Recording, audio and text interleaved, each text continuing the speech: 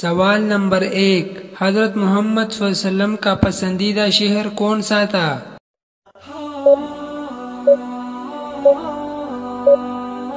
جواب مکہ۔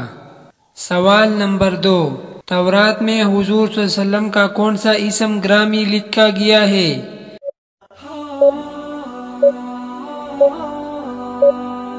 جواب پارقیت۔ سوال نمبر 3، لفظ سورت کا استعمال قرآن مجید میں کتنی دفعہ ہوا ہے؟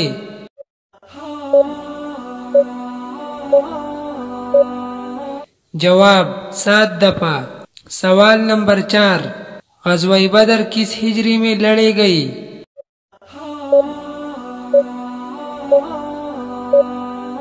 جواب 2 ہجری۔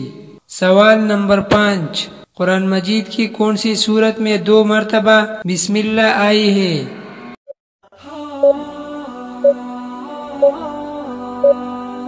جواب سورۃ النمل۔